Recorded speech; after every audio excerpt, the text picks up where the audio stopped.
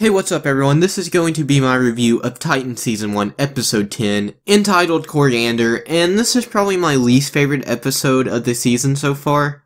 But by no means is it a bad episode, it's just mostly set up, and from the promos and what had previously been set up in previous episodes, the episode just wasn't what I was expecting, and for the title of the episode and the promos, everything like that, it revolved entirely too much around Raven and not Starfire in my opinion, so yeah, it just wasn't what I was expecting, and that could have taken away from my enjoyment, I don't know. Because for it focusing more on Raven, it took away from the episode for me because a lot of the stuff that focused on Raven was what I least enjoyed about the episode.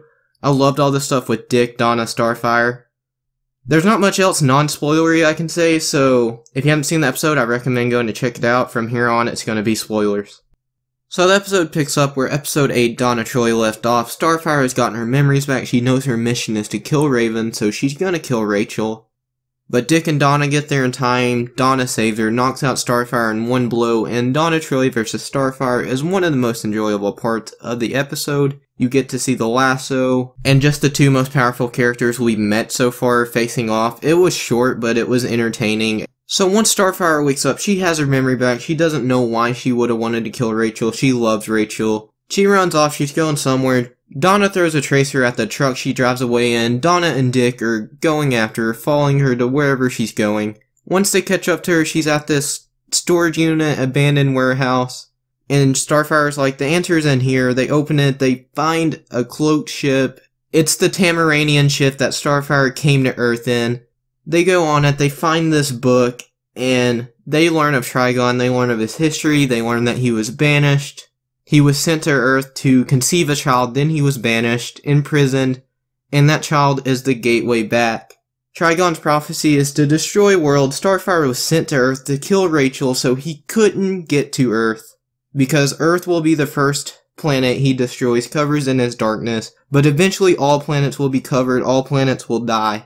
And then they see this picture of Trigon and Rachel and some woman. They put together that it's Rachel's mother, so they know something is up. Angela's been playing them this entire time. The asylum, everything was just a play to get to Rachel, to get their trust, in order to unleash Rachel's darkness and bring Trigon to our world. Another thing to make mention of is when Donna and Dick are chasing Starfire, tracking her down, we learn a little more of Dick's and Dawn's past, how they were together, and Dick screwed it up some way, somehow.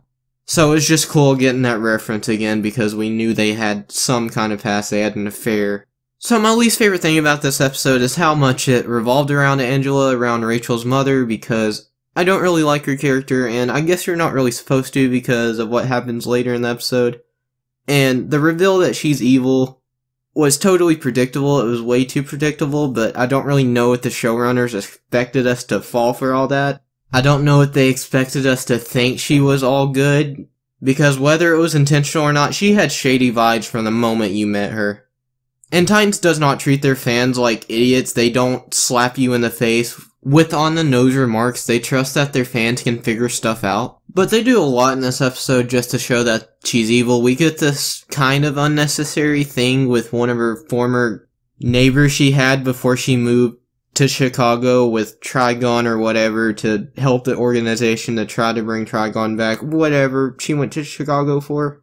And they kind of set up them going on this date later, so it's like, oh, is she good after all? I don't know. And then later on she just kills him, so just stuff that happens between then, you really get the gist that she's evil, just everything that's happening in the house, everything that happens with Beast Boy. The stuff with Beast Boy is definitely interesting. It's kind of weird and it's creepy, which is supposed to be creepy. The music throughout the episode, I really enjoyed the music actually. It was weird at first, but once I got used to it, I really dug it.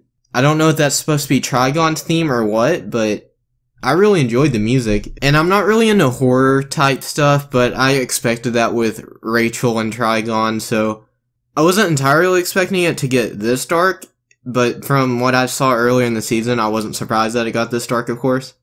But when Beast Boy saw himself in the mirror with the bloody lips and then goes outside and actually sees the doctor that he killed, has the flash to Asylum where he killed him, when he was that humongous tiger. Like, that tiger was freaking huge. I still can't get over how big it was there.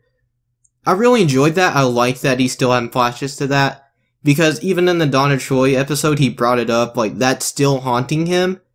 And rightfully so, because that's his first kill. That's not something you're gonna get over fast.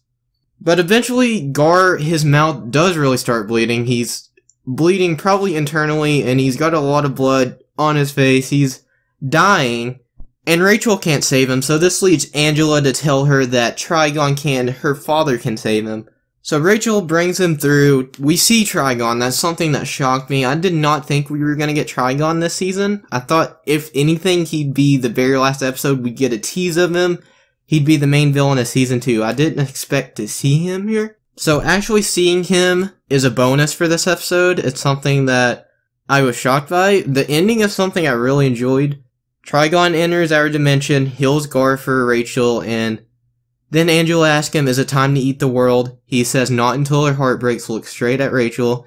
You know what that means. Gar is probably gonna die. He's planning on killing all her friends, something like that. And I'm assuming once her heart breaks, that darkness is gonna get unleashed, and the world will be covered in darkness. Rachel's, Trigon's, Angela's. But the ending is so badass. Donna, Starfire, and Dick get to where the house is supposed to be. They don't see it. Dick charges straight in there. He disappears. Donna and Starfire try to go. They can't get through. And then the final shot is so epic. I just love it. It's just this far shot of Dick walking into the house like a total badass. It was great. This is why Dick Grayson is the guy. Because of what happened on the ship, he knows Trigon's probably in there. He knows someone that can destroy the entire planet is in there. But he doesn't give a damn. He's gonna go face this threat head on. So although this episode was mostly set up, it still had some great moments, and it sets up the next episode so well. Dick entering Trigon's world. We got the trailer for the season finale, and that basically confirms that that's what's happening. So the setup was great for the next episode. The next episode looks absolutely amazing, so I give this episode props for setting that up, but it's another thing that just shows that this show was meant to be a binge, and it might be a better watch on a binge for anyone that's not really enjoying it. I'm still loving it. So although this episode was mostly set up, it was pretty enjoyable, and it was really straightforward. Like, it was a short episode, and it got straight to the point setting up the finale, so I think it could have been more enjoyable. They could have added more to the runtime and just had more with Dick and Donna, more with something that wasn't focused so heavily around Angela, something that wasn't just setting up Trigon, but the fact that we actually got Trigon is a bonus, so I really appreciate that. I like that they actually showed us Trigon in season 1. I was not expecting that.